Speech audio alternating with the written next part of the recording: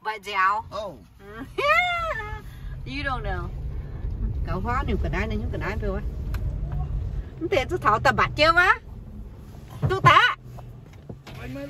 Tôi béo nha. Nó dẻo dẻo. Thảo bạn béo luôn. Bạn cặp luôn. Tôi chịu thật.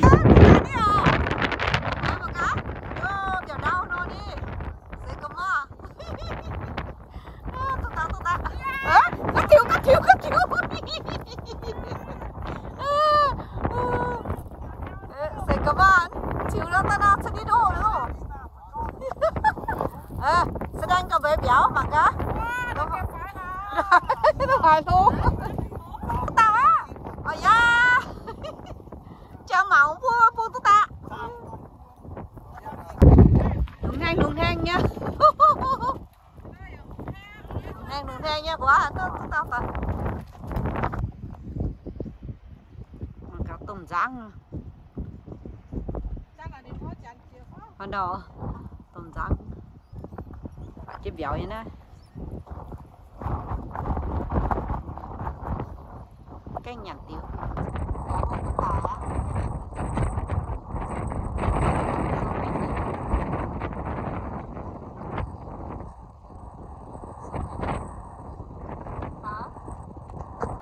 kìa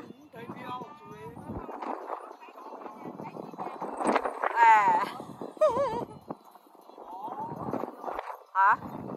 Thảo á, du ý tao á. Du, sòng ăn. Ố, sòng ăn.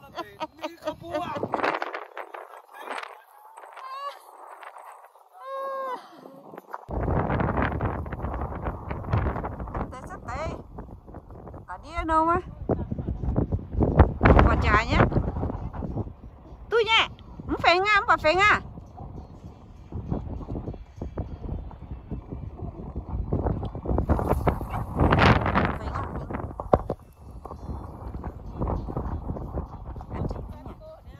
Sao nó cô cơ? Sao nó nhặt cái nhặt. Chị béo này.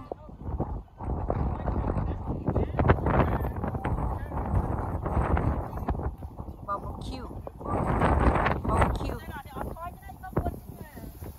Anh như à? Này như à? Phải nó hay bụng à? Nó bụng à? Biết à? That's black angus. Hả? Black angus backstrap. 아니 그거 gì mà cho nhận Này, áo chân này à?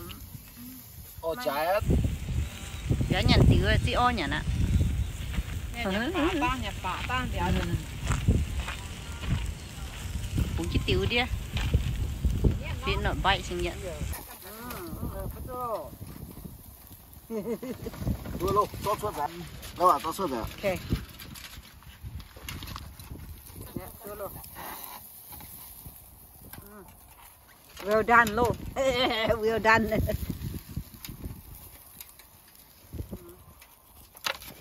done. Nướng cung bò. Well done luôn. Chia thế, chia chứ hả? Chia chứ nó cái này. Này. Hả? Có người nói gì hả?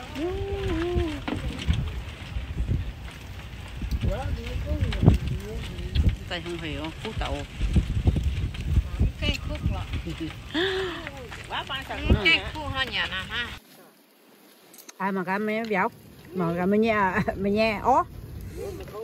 Hả cứ. Well done. Cô nhẹ. Tài không này. Bà kéo này số xe muốn tít lúc không dám thầy. Hết tài rồi. Béo.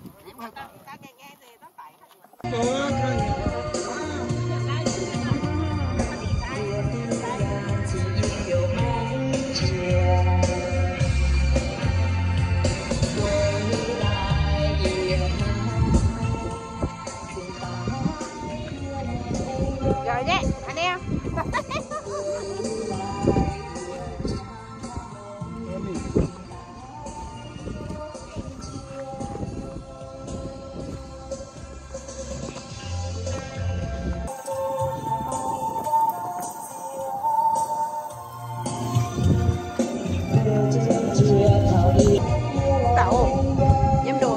là của nhau.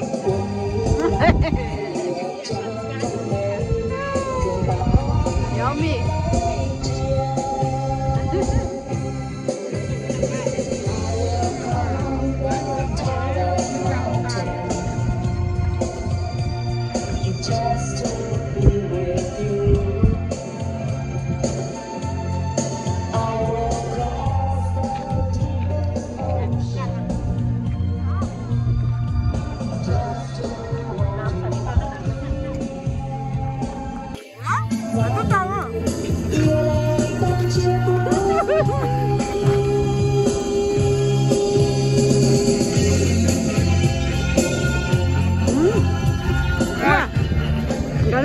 Đấy, cái nhỏ.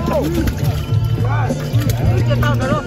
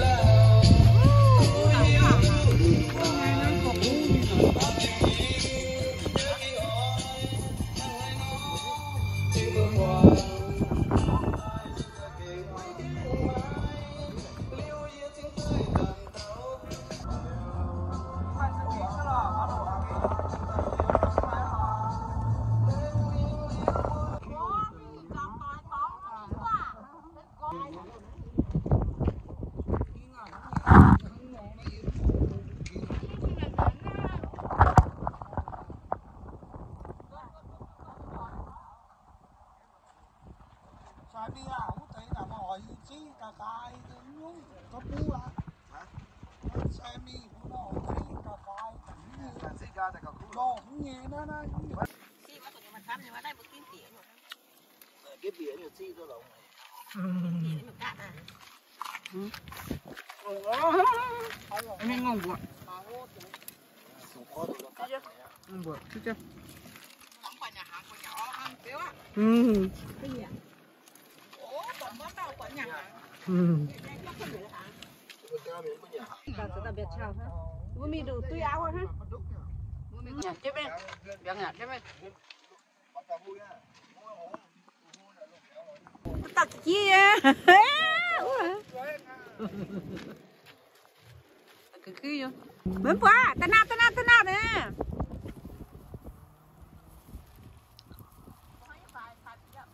Nén thế. Tên nền thế. Đấy, nhận lao hả? Tên nền thế.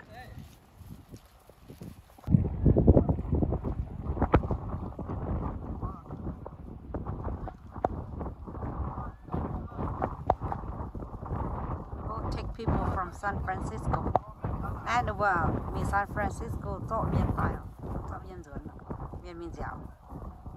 They go to San Francisco. They don't want to go by car or by bus. They ride this. Nó vâng gọi nếu chia phải đúng gọi bịa. The bạn nó bịa này. Việt Nam mình San Francisco. Yêu bà béo như này.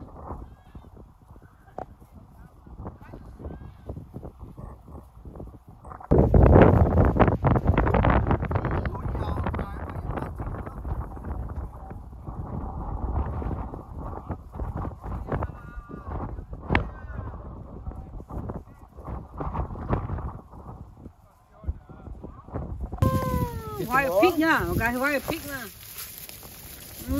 Look good. Đang coi nè. nó sầm tàu luôn Ủa?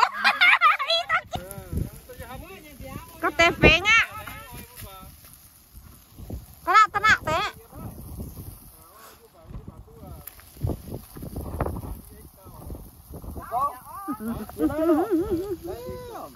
Béo suốt tả luôn.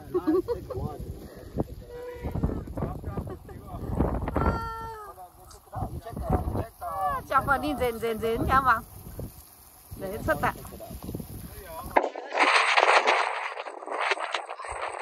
Đi.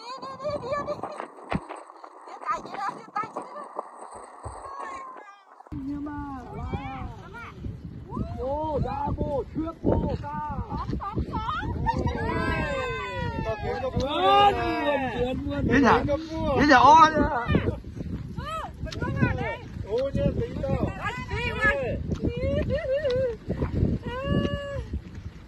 Cho là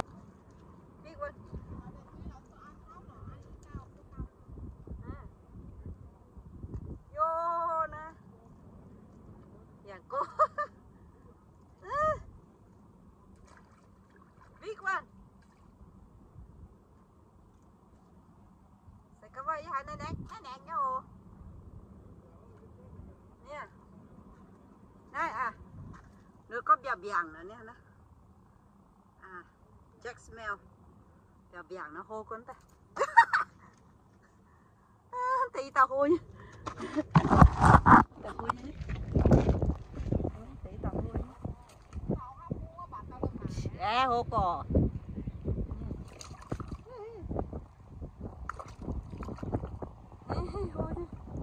Tao hô cò đau con.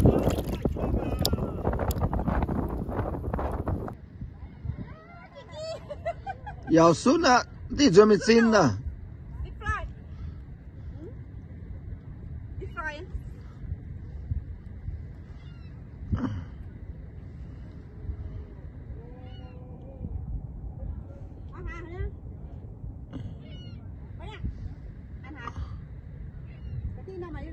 Cho số tập bia tao nè, tao nè bia.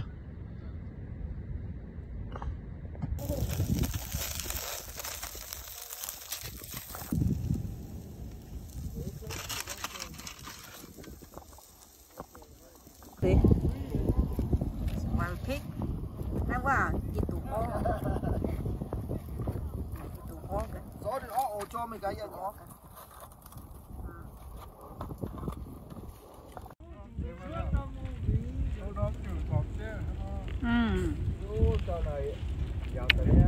Cú chặt.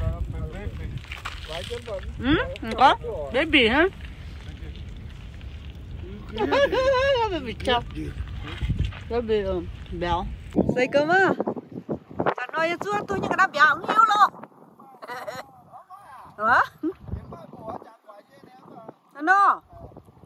Bạn ngọc ngâu ấy nè. Nó. What kind of fish is that? What kind of fish is that? Tao lúc tao. Oh my god, what kind of fish is that? Oh. Tao lúc tao. Đã bên nổ ha? Tôi cho tay béo. Tao lúc tao như từ to tôi cắn như mình ngô. Oh, nó. Oh, hiểu như cái đây đó này hiểu. Shiny như nó. Shiny. Oh. No, don't need the inch. You can keep it. Yeah.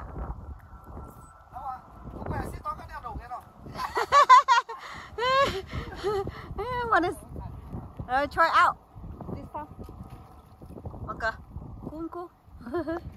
Có mà béo mà. Tôi ý tao ta.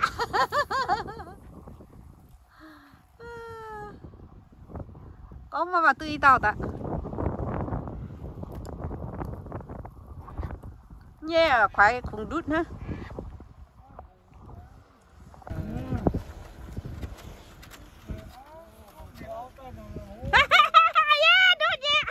Đút gì lâu. Tôi béo ta. Chị ôn đi. Mà béo.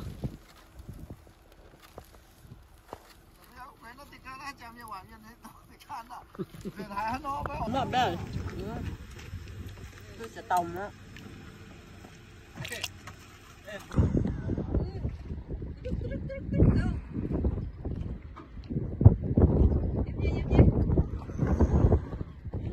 Tao thì tao dĩa đi mà đỗ mà.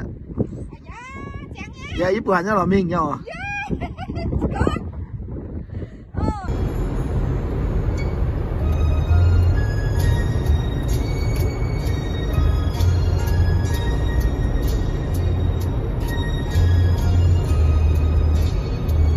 for dinner. Tôi bia tao không bà cậu nhà luôn mượn nặng. Cái bài tại ăn boil.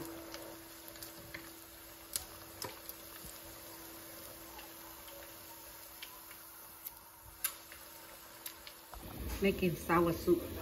Nè, lại suy á, lại suy chảo béo tốt.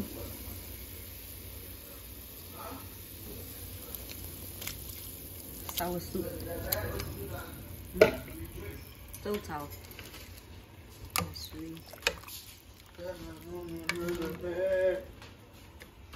Soup, yummy yummy. Cút đậu phải với lại suy tốt không? Jack smell with cream cheese.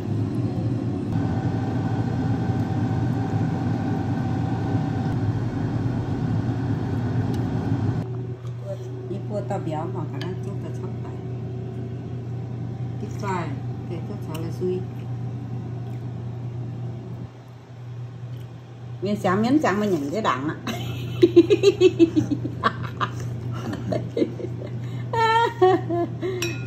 Su miệng.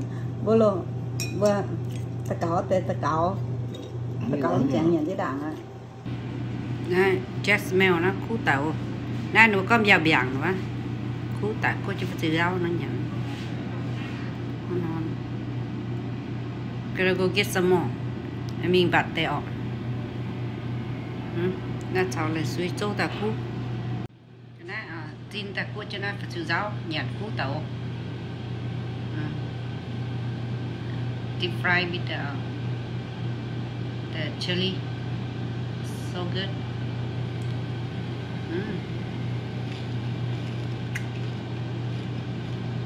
So good. Try to go get some more. I mean, but they are.